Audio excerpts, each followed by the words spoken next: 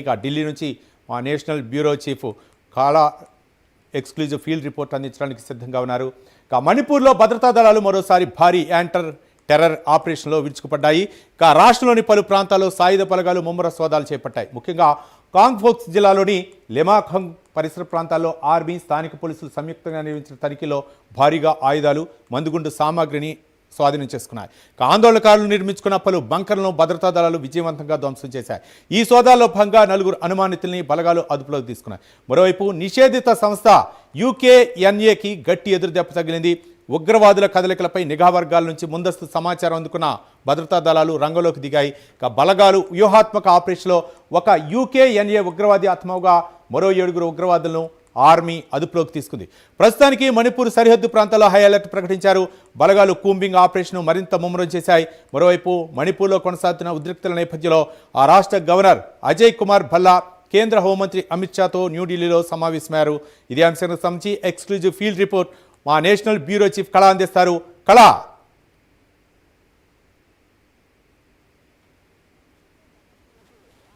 రోజుల నుంచి జరుగుతున్నటువంటి అంటే అక్కడ జరిగేటటువంటి తెగల మధ్య అనుకోవచ్చు, దాదాపు ఇప్పటి వరకు కూడా 700 మందికి పైగా కూడా మరణించినటువంటిది. దాదాపు 20 రోజుల నుంచి మనకు ఇటు కుకీ తర్వాత నాగా ఏదైతే తెగల మధ్య జరుగుతున్నటువంటి ఘర్షణలకు మరొకసారి అంటే ఇదే అదునుగా చూసుకొని బయట నుంచి వచ్చేటటువంటి ఉగ్రవాదులు అనుకోవచ్చు చాలా మటుకు కీలక ప్రాంతాల్లో దాదాపు 39 బంకర్లు నిర్మించారు. దీనితో పాటుగా అంటే అధికారికంగా ఏదైతే చెక్అవుట్స్ ఏదైతే ఉంటుందో ఆ ప్రాంతాలను కూడా అంటే ఎక్కడా కూడా గవర్నమెంట్ అప్రూవల్ లేనటువంటి చెక్ పోస్టులను కూడా నిర్మించుకున్నారు.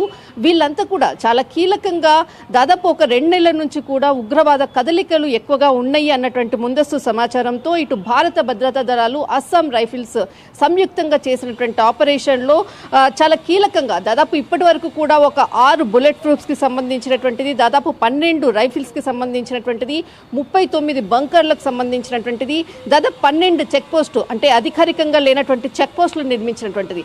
నేషనల్ హైవే 37 ఏదైతే ఉందో అక్కడ అటువైపు వెళ్ళేటటువంటి అంటే ఆర్మీకి సంబంధించినటువంటి ఆహార పదార్థాలను తీసుకెళ్లేటటువంటి ట్రక్స్ని కూడా హైజాక్ చేసేసి వాటిని అడవుల్లోకి తీసుకొని అటు తీర ప్రాంతాల్లోకి తీసుకుని వెళ్ళేటటువంటి విధంగా కూడా దాదాపు 10 రోజుల నుంచి జరుగుతున్నటువంటి దాడులకు ముందస్తు సమాచారంతో UKNAకి సంబంధించినటువంటి వారి కదలికలు, ఉగ్రవాదుల కదలికలు కూడా సమాచారం అందడంతో ఒక్కసారిగా కూడా 4 జిల్లాలు దాదాపు మనకు కాంగో పోక్సీ అన్నటువంటి జిల్లాలో 4 జిల్లాల్లో చాలా కీలకంగా ఇది లేలోన్ వైఫే అన్నటువంటిది, లేలోన్ కునెవ్ అన్నటువంటిది, ఎల్ ముండ్లుయి అన్నటువంటిది, కొన్సాకుల్ అన్నటువంటి 4 ప్రాంతాల్లో చాలా కీలకమైనటువంటి ప్రాంతాలు.